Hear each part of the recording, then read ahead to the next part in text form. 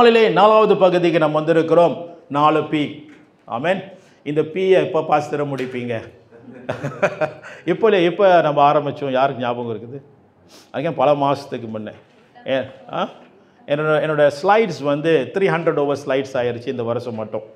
அப்போ இந்த சீரீஸ் போய்கிட்டே இருக்குது. கர்த்தர் அப்படியாக இந்த ஆசீர்வாதங்களை கர்த்தர் நடத்தி கொண்டு வருகிறார். நான் விசுவாசிக்கிறேன், நீங்களும் அப்படியாக ஏற்றுக்கொள்ளுங்கள்.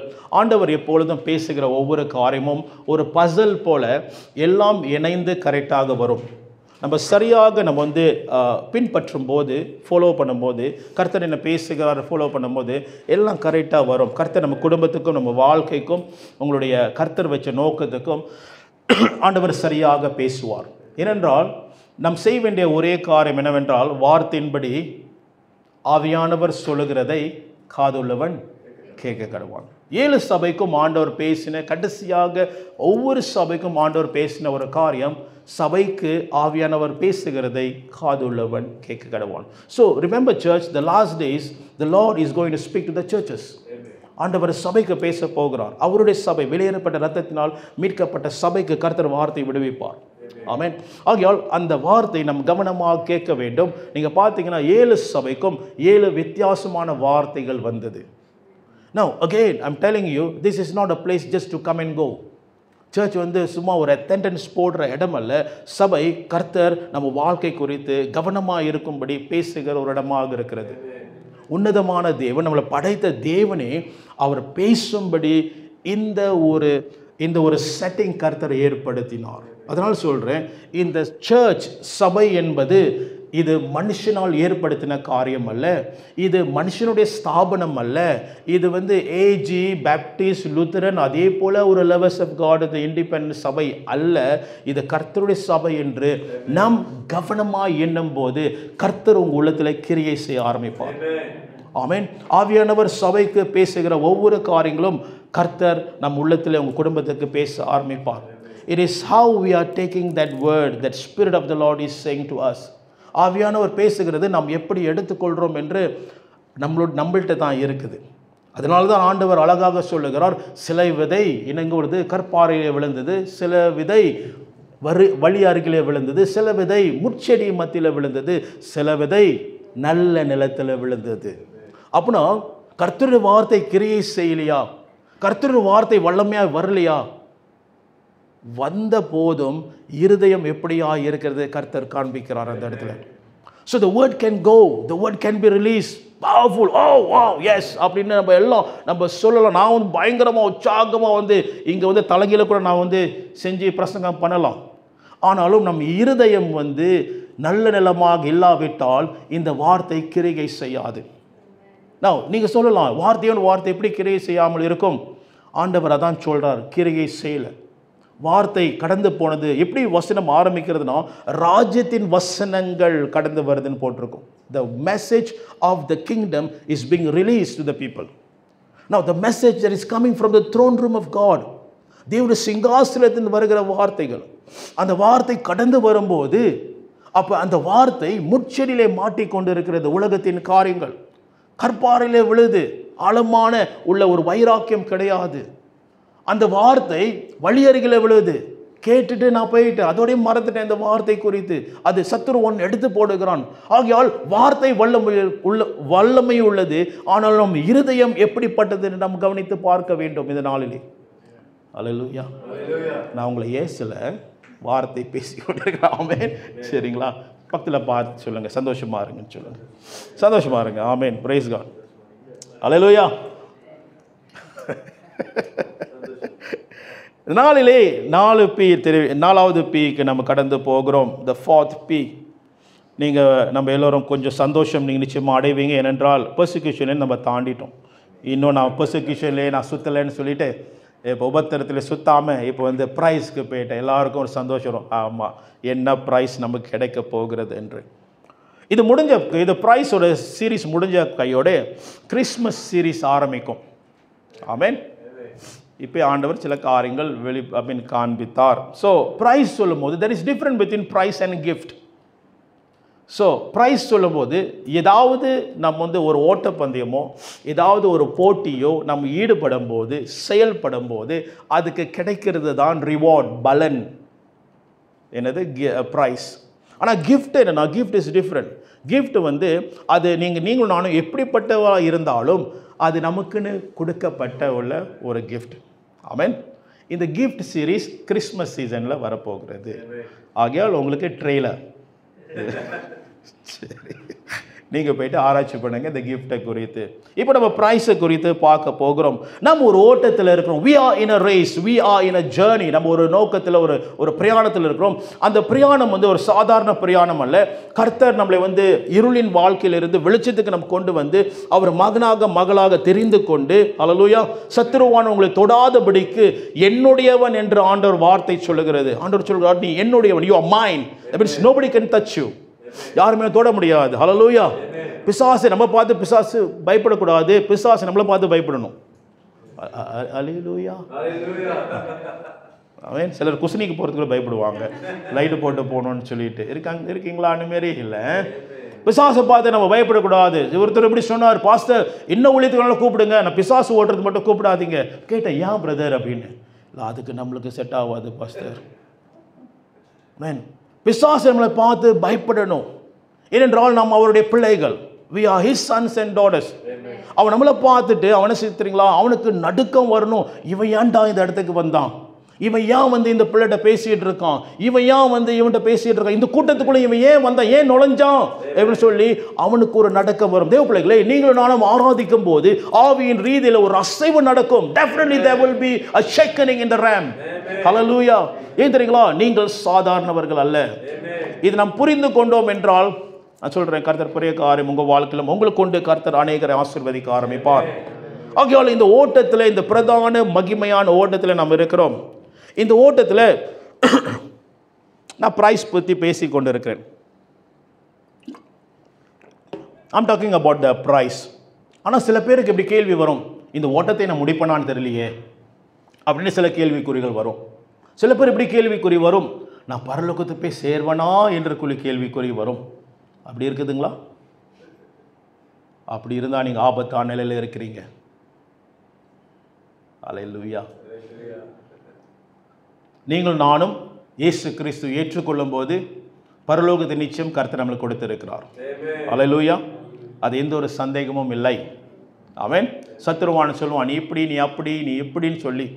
ஆதாம் ஏவாள் பாவம் செய்த பிறகு உலகமே பாவம் நிரம்பினதுன்னு சொல்லி நம்ம விசுவாசிக்கிறோம். ஆனால் இயேசு கிறிஸ்து நமக்காக மரித்தார். அவர் மரித்த அந்த மகிமையான வல்லமை சகல ஜாதிகள் அவர் விசுவாசிக்கும் போது பாவங்கள் ஆண்டவர் எடுத்து போட்டு பரலோக ராஜ்யத்துக்கு வரும்படி கர்த்தர் கிருபை செய்தார் என்று நம்ம விசுவாசிக்கிறது கொஞ்சம் கஷ்டமாக இருக்குது. நான் சேருவனா சொல்றது நம்மளுக்கு கஷ்டமாக இருக்குது. உண்மைதானே தேவ பிள்ளைகளே? நீங்களும் நானும் பரலோக கூட்டம், நீங்கள் நானும் தேவ ராஜ்யத்தை சுகந்தரிக்கிற கூட்டமாக இருக்கிறோம். ஆகையால் நாம் சிந்திக்க வேண்டியது, யோசிக்க வேண்டியது என்னவென்றால், இன்றைக்கு நான் இந்த ஓட்டத்தை முடிப்பேனா, இப்படி முடிக்க போகிறேன் என்று ஒரு காரியம். ஆனாலும் இந்த ஓட்டத்துக்கு கர்த்தர் பலனை கொடுப்பாரா? Is there a reward for the race that I'm going through right now? எனக்கு இந்த ரிவார்ட் இருக்குதா இந்த ரேஸில்? நான் ஒரு ரேஸ், பவுல் அப்படியாக சொல்லுகிறார், நான் இந்த ஓட்டத்தை ஓடுகிறேன்னு சொல்லி பவுல் சொல்லுகிறார். And I'm running with the race with the goal of the prize that is upward in heaven. அப்படி சொல்லி பவுல் பேசுகிறார், ஓடுகிறார். ஆகையால் ஒரு பலனை கர்த்தர் வைத்திருக்கிறாரா அவர் நோக்கத்தை சித்தத்தை செய்யும் போது என்று இந்த நாளிலே நாம் பார்க்க போகிறோம். we going to see that. பிரைஸ்னா எல்லாருக்கும் பிடிக்கும், ரைட்டா? முன்ன காலத்தில் நம்ம ஸ்டாண்டர்ட் 1 கிண்டக்காக இருக்கும்போது நம்மளை ரொம்ப ஏமாத்தினாங்க. நம்ம தெளிச்ச பிறகு ஒரு தப்பவே கொடுப்பாங்க பாருங்கள், சின்ன டப்பா. எவ்வளோ ஒரு ஏமாற்றம் தெரியுங்களா? அதெல்லாம் அந்த டப்பவே அம்மாமார்கள் தான் பாய்ப்பாங்க, நம்ம பாய்க்க முடியாது. உண்மை தானே? when I was 10 years old, 10 வயசு இருக்கும்போது ஹாக்கி டீமில் சேர்ந்தபோது நான் ஒரு சப்ஸ்டிடியூட், சப்ஸ்டிடியூட்னா சொல்லுவாங்க இல்லை, சிம்பானான், பெர்மைன் சிம்பானான். அப்போ நல்ல பிளேயர்ஸ்லாம் இருக்கிறாங்க. 12 வயசு, ஏன்னா 12 வயசு கீழே, 6வது 5வது, நான் 4வது, அதான் கடைசி பேட்ச். அப்போ நான் சப்ஸ்டிடியூட் தான். அப்போ இருக்கும்போது டிஸ்ட்ரிக்ட் லெவலில் விளாண்டு கொண்டு இருக்கோம். விளாண்டுக்கும் போது அப்போ பாலிங் கூட விளாட்றோம். பாலிங் வந்து எப்படின்னா, பாலிங் எல்லாத்துக்கும் தெரியல, பாலிங் வந்து ரொம்ப மொரட்டான பையனுங்க, எல்லாத்தையும் அடிப்பானுங்க. கம்பில் அடிப்பானுங்க. ஸோ பயந்துக்கிட்டு விளாண்டுட்டு இருக்காங்க எல்லோரும். எனக்கு வந்து ஸ்தோத்திரம், நான் வெளியே இருக்கேன். ஆமென், சப்ஸ்டிடியூட். ஆனால் ஒரு காலகட்டம் 0-0 போயிட்டு இருக்குது, ஃபைனல் வேறு. இது தெளிச்சா வந்து மெடல் கிடைக்கும். அப்போ ஓடிட்டு இருக்கும்போது திடீர் கோச் என்ன நினச்சாரு, என்ன யோசிச்சாருன்னு தெரில, மைக் ரெடியாக இருங்க அப்படின்னு சொன்னார். சொல்லும் போது அப்போது ரெடி ஆகிட்டு கொஞ்சம் வார்ம் அப் பண்ணிக்கிட்டு ஓகேன்னு சொல்லிட்டு உள்ளுக்க போற வச்சார். பூந்த கையோட ஒரு உற்சாகமான வார்த்தை நண்பர்கிட்ட இருந்து வந்துச்சு. டெய் பசேப்பா கம்மு மசோலா அப்படின்னு சொல்லிட்டு கேப்டன், அந்த டீம் கேப்டனே சொல்கிறான், இனத்துக்கு நீ உள்ளுக்க பூந்த அப்படின்னு சொல்லி. அதே வந்து ஒரு பயங்கரமான ஒரு சோர்வு உண்டாக்கிருச்சு எனக்கு. சரி விளாடுவோம், நம்ம விளாடுவோம், நம்ம கற்றுக்கிட்டத கோச் கற்றுக் கொடுத்த நம்ம எப்படியாவது விளாடுவோம்னு சொல்லிட்டு 2 கோல் பூந்துச்சு எங்கள் டீம் அடித்தது. அந்த 2 கோல் நான் தான் அடித்தேன். அவன் பெருமைக்கு சொல்ல, இதான் உண்மையான சம்பவம். அது எப்படி அடித்த இன்ன வரைக்கும் ஞாபகம் இருக்குது. எப்படி பந்து வச்சு எங்கே நின்றேன்னு சொல்லி அடித்தது இன்ன வரைக்கும் ஞாபகம் இருக்குது. 2 கோல்ஸில் பாலிங் கூலிம் வந்து வென்றது. ஃபைனலில் தெளித்தோம், மெடல் எடுத்தோம். அந்த மெடல் வந்து தெரியுங்களா சின்ன பையனுங்களா என்ன பண்ணுவாங்கன்னு அதேமாரி தான் நானும் செஞ்சேன். அந்த மெடல் என் கழுத்தில் மாட்டிக்கிட்டு பைஸ்கிளில் கம்பத்தில் எல்லாத்தையும் பார்க்குற மாரி. நீங்கள் சிரிக்கணும், நீங்களாம் செய்யாத மாரி தான். மாட்டிக்கிட்டு கம்பத்தை பூரா பார்க்கணும் இந்த மெடலை, சரிங்களா? ஸோ பைஸ்கிளில் போயிட்டு வீட்டு வரைக்கும் எனக்கு வந்த அந்த பெருமை தெரியுங்களா, அந்த அந்த ஒரு சந்தோஷம் தெரியுங்களா. I scored the goal, I did well, I scored the goal அப்படி சொல்லி கடந்து போனேன். தேவ பிள்ளைகளே, இன்றைக்கி பிரசங்க ஆயத்த பண்ணும்போது இந்த உதாரணம் தான் எனக்கு வந்துச்சு. when you are in the right position, அந்த பந்து வரும்போது நான் சரியான பொசிஷனில் இருந்தேன். ஐ குட் ஸ்கோர் த கோல். 2வது வரையும் அப்படி தான், அந்த பந்து இங்கே அடித்து வரும்போதுன்னு நான் சரியான இடத்துல இருந்தேன். ஐ ஸ்கோர் த கோல். நீங்களும் நானும் தேவனுடைய ஓட்டத்தில் சரியான இடத்துல நாம் நிற்கும்போது, தேவனுடைய அலைன்மெண்ட்டில் நிற்கும்போது, கர்த்தர் நோக்க சித்தத்தில் நாம் நிற்கும்போது, நான் சொல்கிறேன், we will win the race. You will win the race and you will get the prize. அந்த ப்ரைஸ், அந்த crown of life நம்ம பெற்றுக்கொள்ளும் போது அது கிடைக்கிற மகிமை உலகம் தரக்கூடாத ஒரு மகிமையாக இருக்க போகிறது. ஹல்லேலூயா. இன்னைக்கு அதுதான் நாம் தியானிக்க போகிறோம். தேவ பிள்ளைகளே, again I'm telling you, when we are the right position and faithful with 3 things, 3 முக்கியமான காரியத்தில் நாம் கவனமாக இருந்தோம் என்றால், நாம் வந்து உண்மையாக இருந்தோம் என்றால், 1வது காரியம், தேவனுக்கு நாம் உண்மையாக இருக்க வேண்டும். தேவனுடைய பிரசனத்திலே பாதத்திலே வரும்படிக்கு, அவர் பிரசனத்தில் நாம் இருக்கும்படிக்கு நாம் பொசிஷன் பண்ணும்போது கர்த்தர் நிச்சயமாக இந்த ஓட்டத்தை, உங்கள் வாழ்க்கையின் ஓட்டத்தை முடிக்கும்படி கர்த்தர் கிருபை செய்வார். சிறந்த முறையிலே முடிக்கும்படி கர்த்தர் கிருபை செய்வார். முதல் காரியம் தேவ பிள்ளைகளே, அவருடைய பிரசனத்திலே தேவனுடைய சமூகத்திலே நிற்கிறவர்களாக அந்த பொசிஷனில் இருக்கும்போது you are going toward the prize that God has set for you. ஆமென். கர்த்தர் நியமித்த அந்த பலன், ஐ திங்க் பிரைஸ் வந்து பலன் தான் அந்த சரியான வார்த்தை நினைக்கிறேன். பலன், பிரைஸ், பரிசுன்னு இல்லை வேதத்தில், பலன்னு போட்டிருக்கு. ஸோ லேட்டர் நம்ம பார்ப்போம். ரிவார்ட். சரி.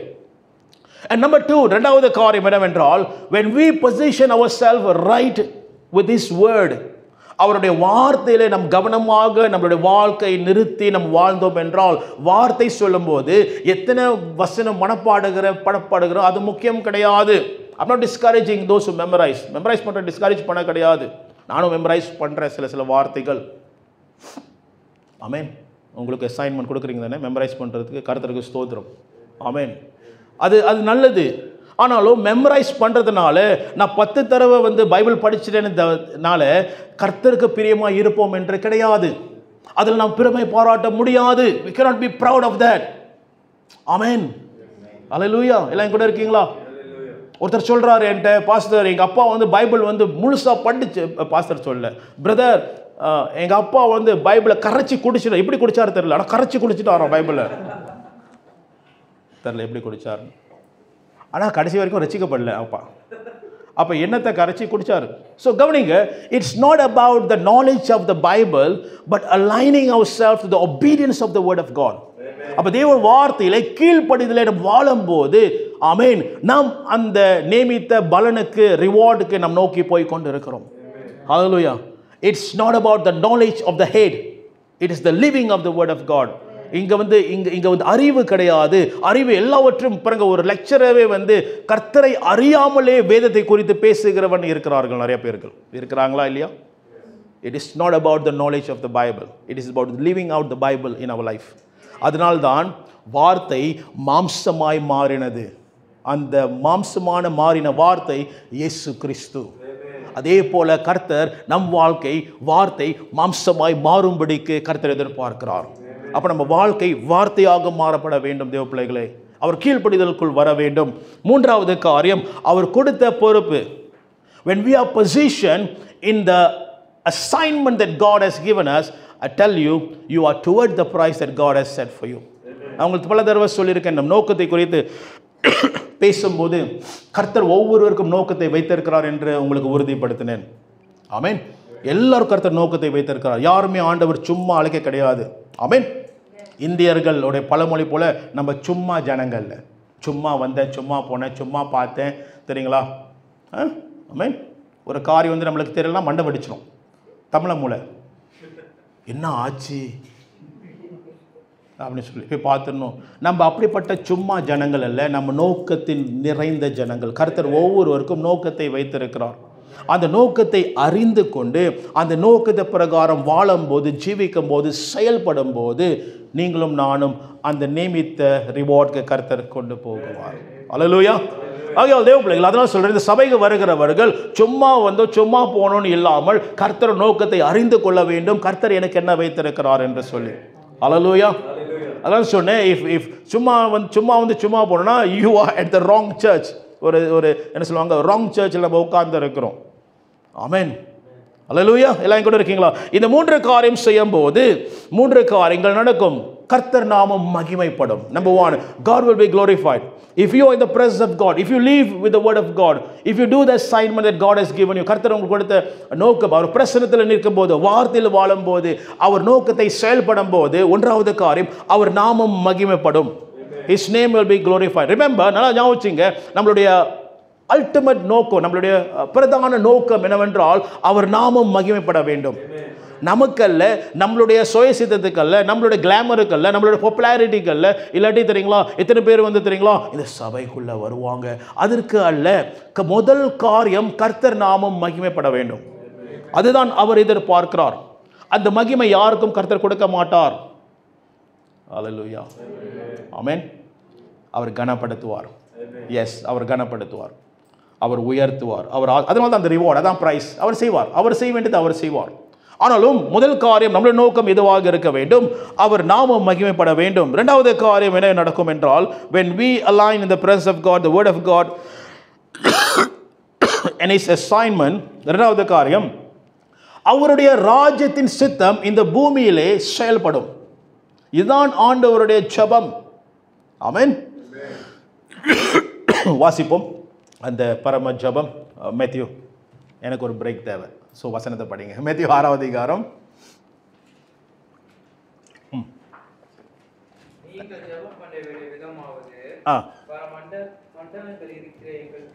எங்கள் பரமண்டலம் இருக்கிற எங்கள் பிதாவே, கவனிங்கள், உம் நாமம் பரிசுத்தப்படுவதாக. முதல் துதியிலே ஆண்டவர் கற்றுக் கொடுக்கிறார், துதியுங்கள், அவர் நாமம் பரிசுத்தப்படுவதாக என்று துதியுங்கள் என்று சொல்லி, அது முடிஞ்ச கையோட அடுத்த விண்ணப்பம் என்ன தெரியுங்களா வருது? வாசிங்க. உம்முடைய ராஜ்யம் வருவதாக.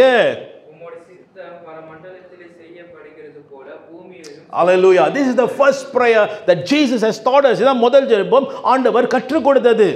ஆமென். ஹalleluya. நம்ம ஜெபிக்கிற ஜெபம் எல்லாம் வந்து ஷாப்பிங் லிஸ்ட் எடுத்து போக முடியாது. ஆண்டவரே இது கொடும், அது கொடும், அது கொடும், இது கொடும், இது கொடும், அது கொடும். ஆமென். முதல் ஜெபம் ஆண்டவர் கற்றுக் கொடுத்தது ஜெபம் என்னவென்றால், உம் ராஜ்யம் வருவதாக, உம் சித்தம் பரமண்டலத்தில் செயல்படுகிறது போல இந்த பூமியிலே செயல்படுவதாக. Now church, the mission of Christians, the church is not going to heaven. ஐயோ, கள்ள போதனை இது. The mission of the church, every Christian is not going to heaven. திருப்பி சொல்றேன், நம்மளோட மிஷன் வந்து பரலோகத்துக்கு போறது மிஷன் அல்ல. நம்மளோட மிஷன், சபையோட மிஷன் என்ன தெரியுங்களா? பரலோகம் பூமியில கொண்டு வருகிறது தான் mission. That your kingdom come on earth as it is in heaven. ராஜ்யம் வருவதாக. அதனால் சொல்றேன், திருப்பி சொல்றேன், சபைக்கு நம்ம பரலோகத்துக்கு போகிறோம், பரலோகத்துக்கு போகிறோம், பரலோகம் தான் ஏன் பேச்சு, பரிசுத்தம் தான் ஏன் மூச்சு சொல்லி பரலோகத்தை நோக்கி போகிற ஜனம் அல்ல. பரலோகம் இந்த பூமியிலே கொண்டு வரப்பட வேண்டும். ஹல்லேலூயா, ஸ்தோத்திரம், ஆமென். இதுதான் நம் நோக்கமாக இருக்க வேண்டும். நான் சொல்றது தேவனுடைய வார்த்தை. ஏனென்றால் ஆண்டவர் இயேசு கிறிஸ்து வரப்போகிறார். அவர் ராஜரீகம் இந்த பூமியில தான் செயல்பட போகிறார். புதிய வானம் புதிய பூமியாக மாற போகிறது. எல்லாம் இங்க தான் நடக்க போகிறது. ஆகையால் get used to this earth because it's going to change. இது மாற போகிறது ஒரு நாள். எப்படி ஏதேன் தோட்டத்தில் ஆண்டவர் சிருஷ்டித்தாரோ எல்லாம் அழகாக நன்றாக இருந்தது போல கர்த்தர் எல்லாம் மாற்ற போகிறார். அப்போ பரலோகம் என்ன பாஸ்டர்? பரலோகம் நம்ம போவோம். இங்கே யார் மரித்தார்களோ போவார்கள். இது நான் என்ன சொல்கிறது, ஒரு அண்டர்ஸ்டாண்டிங் இருக்குது. ஆனாலும் ஆண்டவர் ராஜரீகம் செய்ய போகிறது இந்த பூமியில். It's in this earth. Revelation 21 படித்து பாருங்கள், நன்றாக நம்ம புரிந்து கொள்ள முடியும். ஆகையால் தேவ பிள்ளைகளே, establish the kingdom of God on this earth. ராஜ்யம் இங்க வரும் எப்போ வரும் என்றால் நாம் அவர் பிரசன்னத்தில் வாழும்போது, வார்த்தையில ஜீவிக்கும் போது, அப்போதான் கர்த்தர் நோக்கத்துக்கு கொண்டு போவார். ஹல்லேலூயா. நினைக்கிறேன் இன்னைக்கு புரிய முடியாது போல இருக்கு, வேற எங்கே போகுது கவனிங்கள். நாம் பாவத்தில் வாழ்ந்தோம் என்றால், நாம் நம்மளுடைய காரியத்திலே சுயத்திலே வாழ்ந்தோம் என்றால், ஆமென். இது உதாரணம் காமிச்சு நான் திருப்பியும் காமிக்கிறேன். வாங்கப்பா பாருங்க, நான் கூப்பிட்றதுக்குள்ள வந்துட்டார். வாங்க வாங்க. கர்த்தர் நியமித்த நோக்கம் இங்கே இருக்குது. நான் உங்களுக்கு உதாரணம் காமிச்சிருக்கேன். இன்றைக்கி ஃப்ளோவில் வருதுனால உங்களுக்கு நான் சொல்கிறேன். கர்த்தர் வைத்த நோக்கம் இது பிடிங்கப்பா. இதுதான் கர்த்தர் வைத்த நோக்கம். ஓகேயா? நான் இங்கே இருக்கேன், கர்த்தர் வைத்த நோக்கம் அங்கே இருக்கிறது. ஆமென். அப்போ என்ன நடக்குதுன்னா, நான் இங்கே என்னுடைய சொந்த வாழ்க்கையில் வாங்குறேன். என் சொந்த வாழ்க்கையிலே தெரியுங்களா, என்னோட பாட்டே பிரதர் பாட்டே லட்ஸ் பாட்டே, நான் இங்கே வாழ்ந்துட்டு இருக்கேன். கர்த்தர் கூப்பிடுறார், அழைக்கிறார். நோக்கம் அங்கே இருக்குது, நோக்கம் அந்த இடத்துல இருக்குது. ஆனால் நாங்கள் 2 பேரும் மீன் பிடிக்க நல்லாதான போயிட்டு இருந்துச்சு. பாவியா மாத்துறீங்களே எங்களை. அங்கே பாட்டி பண்ணிட்டு இருக்கோம் சரிங்களா. கர்த்தர் சித்தம் செய்ய ஆண்டவர் அழைக்கிறாரு. நோக்கம் அங்கப்பா, உனக்கு நோக்கத்தை வைத்திருக்கிறேன். கவனிங்கள், நல்லா கவனிங்க, இந்த சத்தியத்தை புரிந்து கொள்ளுங்க. நாம் கர்த்தருடைய பிரசன்னத்தில் இல்லாமல், வார்த்தையிலே இல்லாமல் வாழ்ந்து கொண்டோம் என்றால் நோக்கத்துக்கு போய் சேர முடியாது. சொல்றேன், நோக்கம் செய்யற போல நம்ம இருக்கலாம், ஆனால் அது கர்த்தர் நோக்கம் அல்ல, நம்மளுடைய செயலாக இருக்கும். It will be our doing. அதனால தான் ஆண்டவர் கடைசி நாட்கள் என்ன சொல்வார், உன்னை எனக்கு தெரியாது. ஏன் ஆண்டவர் சொன்னார் தெரியுங்களா? உறவு இல்லை. I do not know you. கவனிச்சிக்கலாம், அந்த 3 காரியம். என் பிரசன்னத்தில் வர வேண்டும், என் வார்த்தையில் ஜீவிக்க வேண்டும், என்னோட சித்தத்தை செய்ய வேண்டும். அப்போ இதை விட்டு ஆண்டவரே உங்கள் பிரசன்னத்தில் வாழ்கிற ஆண்டவரே, உங்கள் சமூகத்தில் வர ஆண்டவரே, ஆண்டவரே உங்கள் வார்த்தைக்குள்ளே நான் வாழ்கிற ஆண்டவர் கீழ்ப்படுகிறேன்னு சொல்லும்போது கர்த்தரே அந்த நோக்கத்துக்கு கொண்டு போவார்னு பாட்டுவார். ஆமென். தேங்க்யூயா. தாவீதோட வாழ்க்கை பாருங்க. தாவீதோட வாழ்க்கை நம்ம பார்க்கும்போது, தாவீது பொடியை என்ன செய்கிறான், அவன் தேவனை துதிச்சுட்டு இருக்கான். இங்கிலீஷ் சர்வீஸில் அதான் சொன்னேன்.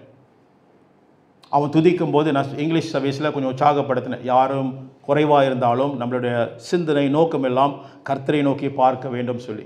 அப்போ தாவீதை உதாரணமாய் காண்பித்தேன். தாவீதுக்கு பயங்கரமான வொர்ஷிப்பை கூட இருந்தாங்க துதிக்கும் போது.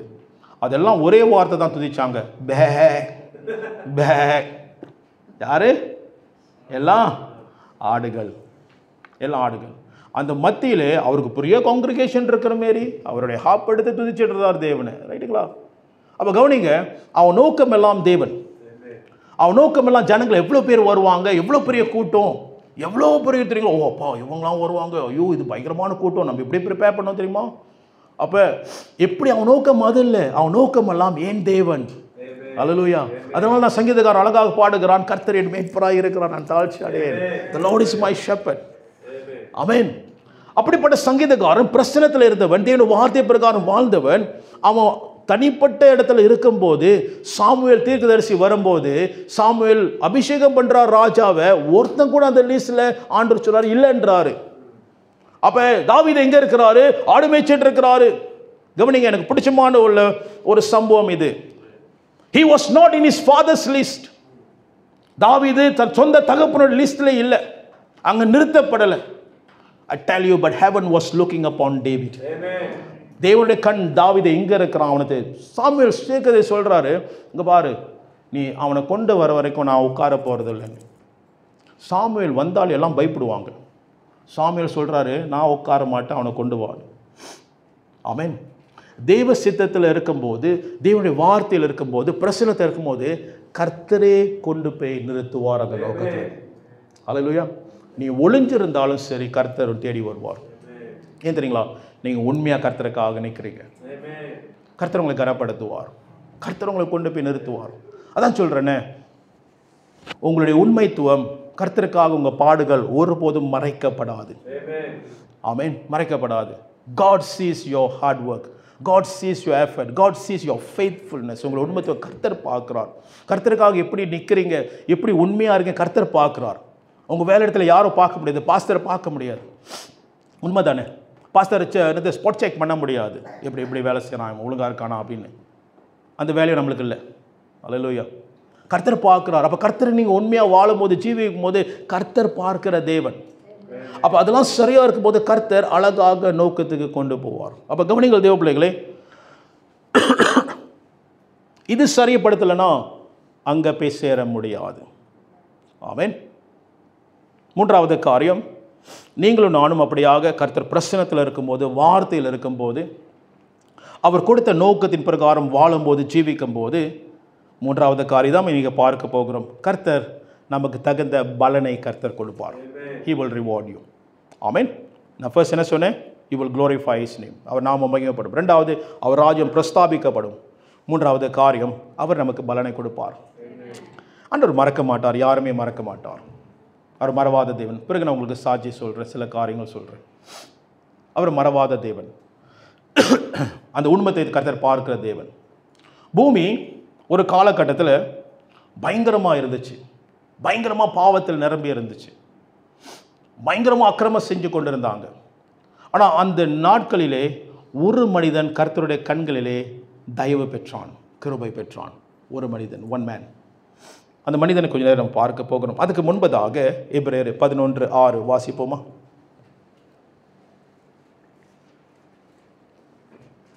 Hebrews chapter 11 verse 6. இப்ரானி 11 சின்னத்தில் வேணுமா?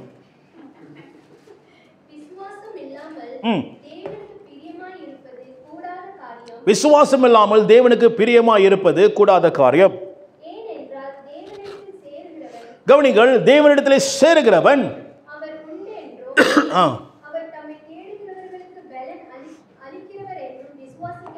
Hallelujah. Now we must believe that God is a rewarder of those who diligently seek him. திருப்பி வாசிங்க சிஸ்டர், அந்த கடைசி பகுதி. அந்த விசுவாசிக்கிறவன் எப்படி ஆக இருக்க வேண்டும்? அவர் தம்மை தேடுகிறவன், ஏனென்றால் தேவனிடத்தில் சேருகிறவன் அவர் உண்டு என்றும் அவர் தம்மை தேடுகிறவர்களுக்கு பலன் அளிக்கிறவர் என்றும் விசுவாசிக்க வேண்டும். யாரு கர்த்தரை தேடுகிறவர்களுக்கு கர்த்தர் பலனை கொடுக்கிறாராம். அதுதான் சத்தியம். See, God is a rewarder. That means the price is there, the reward is there when we seek him with all our heart, diligently. Diligently என்ன தெரியுங்களா? தமிழில் எப்படி போட்டிருக்கு சிஸ்டர்? கவனமாகவா, அவரை கவனமாகவா, உண்மையாகவா, அவ்வளோதான் போட்டிருக்கு. இங்கிலீஷில் வந்து those who diligently seek him போட்டிருக்கு. அப்போ நான் diligent சொல்லும்போது என்ன தெரியுங்களா? கவனமாக, ஃபோக்கஸ் பண்ணி. இப்போ நம்ம ஆராதிச்சுட்டு இருக்கோம். வந்து பிரதர் ரூபன் அழகாக தேவன் பிரசன்னத்தில் நம்ம கொண்டு போனார். நல்ல ஒரு ஆராதனைக்குள்ள நம்ம கடந்து போனோம். அப்போ நம்ம ஆராதிக்கும் போது தெரியுங்களா, அப்படியே துதிக்கும் போது சில நேரத்தில் நம்ம மண்டை வந்து வேற எங்கேயே போவோம். ஆமென். மண்டை வேறு இடத்துக்கு போவோம். இப்போ ஷேட்டுக்கு போயிடும் மண்டை. போன வாரமாக வந்துச்சா? இது போன வாரம் வந்துச்சுங்களா? போன வாரம் வந்துச்சு. ஓகே. ஸோ இப்போயே வந்து போயிடும். இப்போயே வந்து தெரியுங்க பல இடத்துக்கு போக ஆரம்பிக்கும் பிளான். ஸோ நம்ம மண்டை வந்து இப்படி அப்போ நம்ம என்ன செய்யணும்? இந்த மண்டையை திருப்பி நம்ம என்ன செய்யணும்? ஃபோக்கஸ் பண்ணணும். ஆண்டவரே உங்களை துதிக்கணும். ஆண்டவரே சமயத்தில் நம்மளோட சூழ்நிலை, நம்ம பிரச்சனை, அது குறித்து உள்ளுக்க வரும். கஷ்டமாக இருக்கும், நம்ம கஷ்டமாக இருக்கும். அப்போ நம்ம என்ன செய்யணும்? ஃபோக்கஸ் பண்ணணும். So God is seeking those who diligently. அப்போ நான் கவனமாக ஆண்டவரை உண்மை நோக்கி பார்க்கணும். ஆண்டவரை உதவி செய்யுங்க. ஆண்டவரை இந்த டிஸ்ட்ராக்ஷனாக இருக்கக்கூடாது அப்படின்னு சொல்லி நாம் கவனமாக அவரை தேடும் போது ஆண்டவர் பலன் அளிக்கிற தேவனாக இருக்கிறாரோ. அல்லேலூயா. ஆமென். அவர் இஸ் a rewarder. கர்த்தர் ரிவார்ட் பண்ணுகிறார் என்று வேதம் சொல்லுகிறது. அதே போல இந்த ஆதியாகமம் 6வது அதிகாரத்தில் பயங்கரமான உள்ள பாவம் நிறைஞ்ச ஊராக இருந்துச்சு, தேசமாக இருந்தது, பூமியாக இருந்தது. ஆனால் ஒரு மனுஷன், தேவனை உணர்வுள்ளவன், தேடுகிறவன் அங்கே இருந்தான். There's one man that seek God and he got the favor in the eyes of God. கர்த்தர் கண்ணிலே தயவு கிடைச்சது. கர்த்தர் கண்ணிலே தயவு கிடைக்கணும், பெரிய காரியம். பெரிய காரியம், பெரிய காரியம். அன்று சொல்லுவார், என் மகன் சொல்றாரு. மோசஸ் பார்த்து, நான் முகமுகமாக அவன்கிட்ட பேசிட்டு இருக்கேன், நீ யாரு சொல்லிட்டு மீரியம்கிட்ட கேட்பாரு, ஏரன்ட்ட மீரியன்ட்டு கேட்பார். நான் மோசஸ்கிட்ட முகமுகமாக பேசுகிறேன். கர்த்தர் விட்டு கொடுக்க மாட்டார். அல்லேலூயா. அப்போ இந்த ஒரு மனுஷன் தயவு பெற்றுக்கொண்டான், நோவா. வாசிப்போம் ஆதியாகமம் 6வது அதிகாரம் 8வது வசனம். Let's go to Genesis 6:8. எல்லாரும் என் கூட இருக்கீங்களா? Amen. Praise God. நோவா திருப்பி வாசிங்க. நோவாவுக்கோ கிருபை கிடைத்தது. 9வது வசனம்.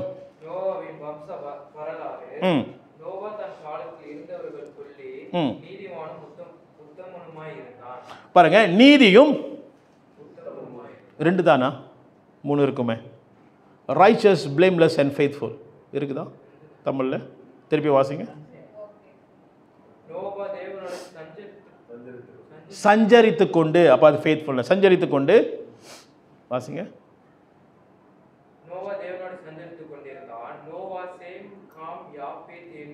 திருப்பி வாசிங்க. 8லேருந்து 9 வாசிங்க. சாரி, 8, 9 வாசிங்க. கிடைத்தது.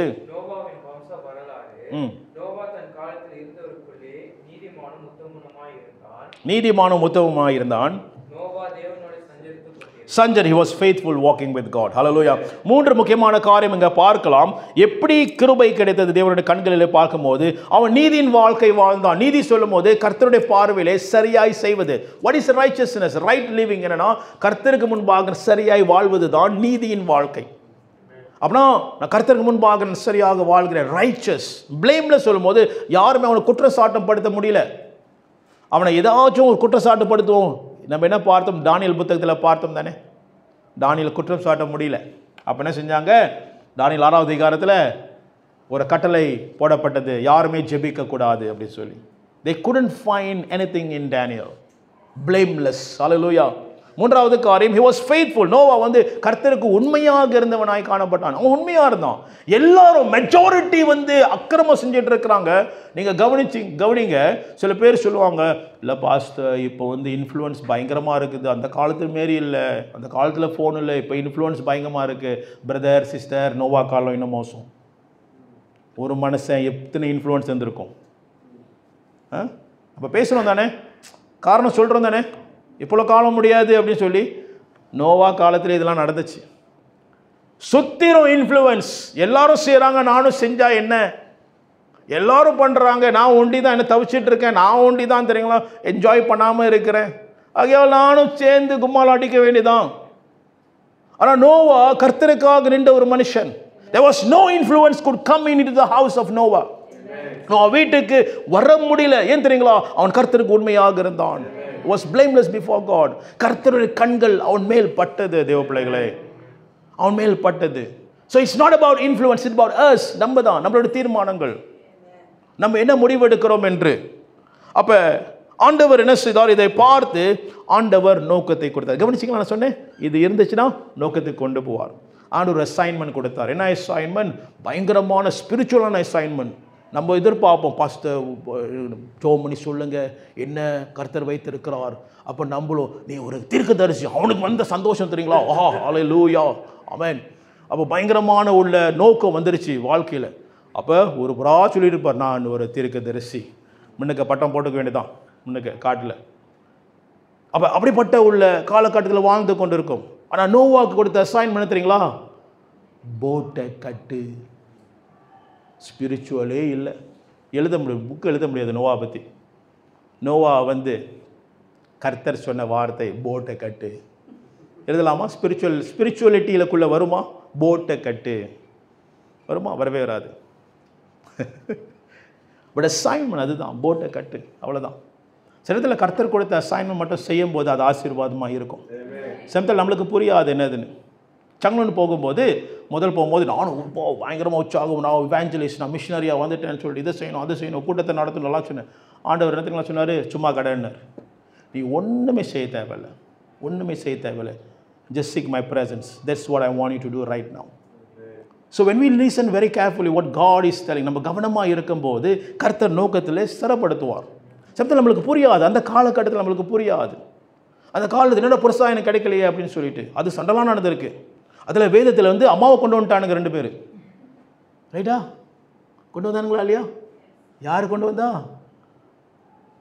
ஜேம்ஸும் ஜானும் அம்மாவை கொண்டு வராங்க. அம்மா வந்து பேசுகிறாரு, என் மகனுக்கு இயேசுவே, அதுவும் விழுந்து, அது கடைசியில் வச்சுருக்கேன், இப்போ வந்துருச்சு, விழுந்து இயேசுவே நீங்கள் சிங்காசனத்தில் அமர்ந்து இருக்கும்போது வலது பாசத்தில் இடது பாசத்தில் 2 இடத்துலையும் 2 ஆக்கியபைட் இடம் பிடிச்சாச்சு. இப்போ வந்து booking.com இப்போ இன்டர்நெட்டில் இப்போ எல்லாம் புக் பண்ணிடலாம், ஃபாஸ்ட்டாக இப்போ புக்கிங் பண்ணிட்டாங்க அவங்க அம்மா. ரைட் அண்ட் லெஃப்ட் அதில் வேதம் போட்டிருக்கோம், கீழே போட்டிருக்கோம், மற்ற சீடர்கள்லாம் கடுப்பாயிட்டாங்கன்னு. ஏந்திரிங்களா? இடம் புக் ஆயிடுச்சு, 2 இடம் புக் ஆயிடுச்சு, மற்றவங்களுக்கு இடம் இல்லை. அப்புறம் எல்லாம் அதுக்காக தான் ஏன் பண்ணிட்டு இருக்கானுங்க. Very interesting, very interesting. Amen. கவனிங்கள் தேவ பிள்ளைகளே, இங்கே விட்டேன் என்ன இங்கே விட்டேன், எங்கேயோ போயிட்டு இங்கேயோ விட்டுட்டேன். எங்கே இருக்கான்? புக் பண்ணுறது. ஸோ கவனிங்கள் தேவ பிள்ளைகளே, அந்த நோக்கத்துக்கு கர்த்தர் நம்மளை கொண்டு போக கிடையாது. கர்த்தர் என்ன சொல்கிறாரோ அது செய்யும் போது ஆசீர்வாதமாக இருக்கும். அது நம்மளுக்கு சிறந்த புரியாது. we don't understand sometimes what God is saying. ஆண்டவர் இதுதான் செய்ய சொல்கிறீங்களா, இதுதான் நீங்கள் என்ன செய்ய சொல்கிறீங்களா அப்படின்னு சொல்லிட்டு, ஆனால் செய்யும் போது கர்த்தர் கொண்டு போவார். நோவா உண்மையாக கர்த்தர் சொன்னதை செய்தார். போட்டை கட்டினார். மழையே பார்த்ததில்லை ஜனங்க, ஆனால் நோவா போட்டை கட்டுறாரு. இத்தனை பேர் சிரிச்சிருப்பாங்க நோவா பார்த்து, இத்தனை பேர் நகைச்சிருப்பாங்க நோவா பார்த்து. ஆனால் நோவா ஒரே ஒரு காரியம், கர்த்தர் சொன்னார் நான் செய்கிறேன். அல்லேலூயா. நான் இதெல்லாம் ரிவார்டுக்கு தான் கொண்டு போகிறேன். ஆமென். அப்போ இது முடிஞ்சு போட் கட்டினக்கோட நம்மளுக்கு தெரியும், அனிமல்ஸும் அங்கே மிருகங்களும் உள்ளுக்கு வந்துச்சு. என்ன ஒரு அநியாயம்னா, ஜனங்க கீழ்ப்படியில் மிருகங்கள் கீழ்ப்படிந்தது. ஒரு மனுஷன் நோவாவோட குடும்பம் தவிர யாருமே கீழ்ப்படியில். காட்டுப்பண்டி, யானை, புலி, சிங்கம், உடும்பு இதெல்லாம் கீழ்ப்படிஞ்சு. நம்ம மிருகம் பார்த்து நாயை ஒரு காலத்தில் கீழ்ப்படிந்தது. கவனிச்சு, மிருகம் கீழ்ப்படிந்து உள்ளுக்கு இருக்கிறதுனால மிருகம் உயிரோடு இருக்குது. ஆமென். அப்போ நோவா செய்த ஒவ்வொரு கர்த்தர் கொடுத்த அசைன்மெண்ட்ல நோவா கவனமாக இருந்ததுனாலே மிருகங்களும் காப்பாற்றப்படுது. அப்போ நான் கர்த்தரோட நோக்கம் நோவா மூலியமாக செயல்படுது. ஆண்டவர் மிருகத்தை படைத்தார், இந்த பூமி ஜந்துக்கள் ஆண்டவர் படைத்தார். ஆண்டவர் சிருஷ்டித்து நீ ஆசீர்வாதமாக இருக்க வேண்டும், நீ இதை ஆளுகை செய்ய வேண்டும் கர்த்தர் நியமித்தார். அந்த நியமித்த ஒவ்வொரு காரியம் நோவா மூலியமாக மீண்டுமாக ஆண்டவர் ஸ்திரப்படுத்தினார். அப்போ நான் அனிமல்ஸ் ஆகக்கூடாது. இந்த ஜனங்க யாருமே கீழ்ப்படியில, பரவாயில்ல நோவா, உன்னை கொண்டு நான் வந்து உருவாக்க போறேன். அல்லேலூயா. அப்ப கவனிங்கள் தேவ பிள்ளைகளே, கர்த்தர் நோவாவை ஆசீர்வதித்தார். That is the reward that come upon Noah's family. கர்த்தர் ஆசீர்வதித்தார். கவனிங்கள் தேவ பிள்ளைகளே, இந்த 3 காரியம் உங்களுக்கு சொன்ன காரியங்கள் நீங்கள் நானும் செய்யும் போது கர்த்தர் ஒரு பலனை கொண்டு வருகிற தேவனாய் இருக்கிறார். அப்ப நம்ம யோசிப்போம், ஆண்டவர் வந்து ரிவார்டை கொடுப்பாரா? Yes, my answer is yes. Surely the Lord will give reward to you and I. கர்த்தர் ரிவார்டை கொடுப்பாரு. கர்த்தர் ரிவார்ட் நம்மளுக்காக வைத்திருக்கிறார். இந்த பூமியிலே கர்த்தர் ரிவார்டை கொடுப்பார் சில இடத்துல. ஆமென். நம்ம வந்து பரலோகத்தில் அங்கதான் கர்த்தர் கொடுப்பார் அப்படின்னு அது பிரதான காரியம் கர்த்தர் வைத்திருக்கிறார். ஆனாலும் இந்த பூமியிலே கர்த்தர் ஒவ்வொரு காரியம் கர்த்தர் அவர் மறக்க மாட்டார். அவர் வந்து ரிவார்ட் பண்ற தேவன். ஆமென். ஹல்லேலூயா. மிஷனரியோட லைஃப் நீங்கள் பார்க்கும்போது பல தடவை மிஷனரி லைஃப் பற்றி உங்கள்கிட்ட பேசியிருக்கேன். மிஷனரி லைஃப் பார்க்கும்போது அவங்களுடைய சொகுசை விட்டு, அவங்களுடைய குடும்பத்தை விட்டு, அவங்களுடைய இடத்தை விட்டு, இனத்தை விட்டு, எல்லாம் விட்டு, ஆசீர்வாதத்தை விட்டு ஏதோ ஒரு ஜனங்கள் மத்தியிலே சுவிசேஷம் சொல்ல வேண்டும் என்று புறப்பட்டவர்கள் கர்த்தர் ரிவார்ட் பண்ண மாட்டாரா? கொஞ்சம் யோசிச்சு பார்ப்போம். will not God reward them? ஆண்டவர் பலனை கொடுக்க மாட்டாரா? அவங்களுடைய பாடுகள், உதாரணத்துக்கு ஹென்ரி மார்ட்டின், என்னோட favourite, one of my favourite. Henry Martin love story, காதலி, காதல் பண்ணிகிட்டு இருக்கிறாரு. போகிறார், ஒரு இந்தியாவுக்கு போகிறாரு. காதலிட்ட சொல்லார், என்னை திருமணம் செய்ய. நீ அப்படி தீர்மானம் எடுத்தால் அவனை திருமணம் செய்ய முடியாதுன்னு அந்த பாரத்தோடே போயிட்டார். அவருடைய தாகம் என்ன தெரியுங்களா? அங்கே இந்தியாவில் ஜனங்கள் அக்கினியிலே நரகத்தின் அக்கினி போய் கொண்டு இருக்கிறாங்க. எப்படி நான் இங்கே காதலில் நான் இருக்க முடியும் சொல்லி விட்டுட்டு போனார் ஹென்றி மார்ட்டின். கடைசி அவர் சாகிற வரைக்கும் அந்த காதலி ஏற்றுக்கொள்வாள் சொல்லி கடிதம் எழுதினாராம். எல்லாத்தையும் விட்டுட்டு போனவர், எல்லாத்தையும். அவங்களுடைய குடும்பத்தில் 30 வயசு வரைக்கும் யாருமே வாழ்ந்த சரித்திரம் இல்லை. ஏன்னா அவங்களுக்கு லங்ஸ் ப்ராப்ளம் இருக்கும். அது தெரிஞ்சும் போனார், மொழிபெயர்த்தார். இந்தியாவில் பல பாஷையில், உருதுவில் பல பாஷையில் அவர் மொழிபெயர்த்து, பைபிளை மொழிபெயர்த்து இன்னொரு பகுதி பகுதிக்கு போகிற வேலையில் அவர் மரித்து போனார். கர்த்தர் ரிவார்ட் பண்ண மாட்டாரா? Will not God reward them? So this is my question. When you are faithful to God, நீங்களும் நானும் ஃபெய்த்ஃபுல்லாக இருக்கும்போது reward is waiting for the faithful. ஆண்டவர் உண்மையுள்ளவர்கள், அவருக்காக நிற்கிறவர்களுக்கு கர்த்தர் பலனை வைத்திருக்கிறார். So the series that I'm taking you from presence to purpose, from purpose to persecution, and now the prize is waiting for those who are faithful. உண்மையுள்ளவர்களுக்கு கர்த்தர் நோக்கத்தை, price, பலனை கர்த்தர் வைத்திருக்கிறார். ஆகையால் நாம் சந்தோஷம் அடைய வேண்டும். ஆமென், ஹல்லேலூயா. நாம் சந்தோஷம் அடைய வேண்டும். ஆனால் நம்மளோட நோக்கம் இந்த பிரைஸ் மேல இல்லை. உண்மைதானே? ஹல்லேலூயா. நம்ம நோக்கம், கண்கள் இந்த பிரைஸ் எப்படா நம்மளுக்கு கிரவுன் கிடைக்கும். யார் இந்த ஜேம்ஸும் ஜானும் தெரியுங்களா, அந்த சிங்காசனத்தில் பக்கத்தில் உட்காரத்துக்கு எய்ம் பண்ணாங்க 2 பேரும். ஆனால் நோக்கம் அதில் இருக்கக்கூடாது. That's not our focus. என்ன நமக்கு கிடைக்கும்? அல்லாமா பிரதர் ரூபன் என்னோட கிரவுன் எடுத்துகிட்டு போகிறாரு, நம்ம முந்திக்குவோம் சொல்லிட்டு நான் அந்த நோக்கத்தோடு இருந்தேன்னா அது தப்பு. ஸோ நான் ப்ரைஸ் இந்த சீரீஸ் நான் கொடுக்கும்போது நான் ப்ரைஸ் மேலே நோக்கம் வைக்கக்கூடாது. கடைசியாக உங்களுக்கு இந்த சீரீஸ் கடைசியாக உங்களுக்கு கொண்டு வருவேன் the real prize, the ultimate prize. ஒரு ப்ரைஸ் இருக்கும், ஆனால் அல்டிமேட் ப்ரைஸ் கடைசியாக ஒரு ப்ரைஸ் இருக்கும் உங்களுக்கு எனக்கும். ஆமென். ஸோ அந்த ப்ரைஸ் மேலே நம்ம நோக்கம் இருக்கக்கூடாது. ஆனாலும் இந்த ப்ரைஸ் என்ன தெரியுங்களா, இந்த ரிவார்ட், இந்த பூமியில் கர்த்தர் ரிவார்டை கொடுப்பாரு. அந்த ரிவார்ட் என்ன தெரியுங்களா செய்யும், நம்மளை உற்சாகப்படுத்தும். வாசிப்போம். பிலிப்பியர் 3ஆம் அதிகாரம் 13-14. Philippians 3:13-14. நான் முடிக்க போகிறேன். என் பிரசங்கம் பாதியில் தான் இருக்கேன். ஸோ ஆகையால் அடுத்த வாரம் தொடரும். கொஞ்ச நேரங்கய்யா. பிலிப்பியர் 3:13-14, Philippians 3:13-14 எல்லாம் எடுத்துக்கொள்ளுமா?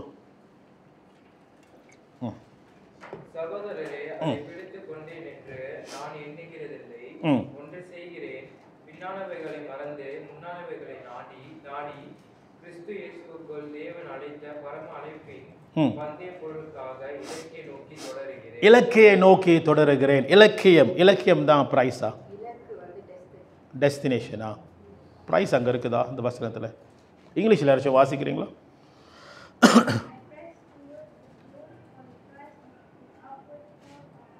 For the price of the upward call, ரைட்டா? இருக்குதுங்களா? Price of the upward call. பந்தயம் பொருளாக. அப்ப there is a price. அப்ப பவுல் சொல்லுகிறார், அங்க பாரு, நான் அந்த மேலான அந்த பந்தய பொருளை நோக்கி நான் ஓடுகிறேன்னு சொல்லி. அப்ப பவுலுக்கு ஒரு மோட்டிவேஷன் இருக்குது. Toward the end I'm going to win the prize. கடைசியாக என்னோட ஓட்டத்தில் எனக்கு பலன் காத்து கொண்டிருக்கு, பரிசு காத்து கொண்டிருக்குது என்ற ஒரு மோட்டிவேஷன். ஹல்லேலூயா. கவனிங்கள், நம்மளுடைய நோக்கம் ப்ரைஸ் இல்லை, ஆனால் நம்ம அந்த ப்ரைஸ் நம்மளோட மோட்டிவேஷனாக இருக்கிறது. It's our motivation to move forward. இந்த கதை சொல்லி நான் முடிக்கிறேன்.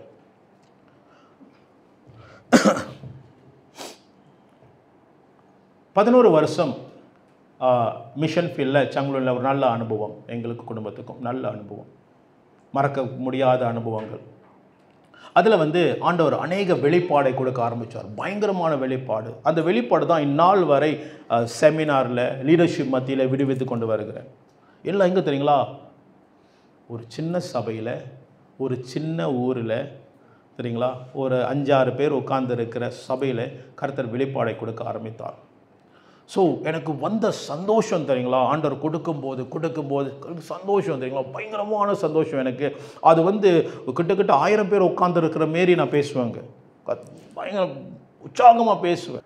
இந்த சந்தோஷம் இந்த முடிஞ்ச பிறகு, பிரசங்கம் விடுவித்து முடிஞ்ச பிறகு, உங்களுக்கு தெரியுங்களா, ஒரு ஊழியக்காரனுக்கு பிரசங்கம் பண்ணுறீங்களா, அந்த ஊழியம் முடிஞ்ச கூட அந்த ஒரு பிரசங்கியாருக்கு இல்லை ஊழியக்காரங்க வர சந்தோஷம் அதை விவரிக்க முடியாது, அது யாருன்னு சொல்ல முடியாது.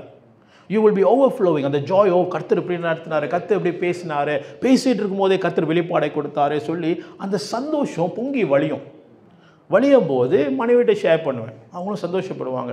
ஆனால் இன்னும் பொங்கி வழிஞ்சிக்கிட்டே இருக்கும், சொல்லணும் தெரியுங்களா. அது பெருமல்ல, எனக்கு எப்படி விவரிக்கன்னு தெரியல, பெருமல்ல. ஆனால் அது வந்து அந்த joy, I want to share with someone this joy. ஆண்டவர் இப்படி பேசினார், ஆண்டவர் இப்படி நடத்தினார் சொல்லி சந்தோஷம். ஆனால் அந்த நாட்களில் எனக்கு நண்பர்கள் குறைவு. there was no one to share except for 1-2. அப்போ சமயத்தில் அந்த சந்தோஷம் எப்படி தெரியுங்களா, எப்படியோ கர்த்தர் நடத்தினான்னு சொல்லி கர்த்தருக்கு ஸ்தோத்திரம் சொல்லி அப்படியே போய்கிட்டே இருந்தேன். அந்த காலகட்டத்தில் போயிட்டே இருக்கும்போது ஒரு நாள், மறக்க முடியாத ஒரு நாள், திடீர்னு ஒரு மெல்லிய சத்தம் ஆண்டவர் பேசினார்.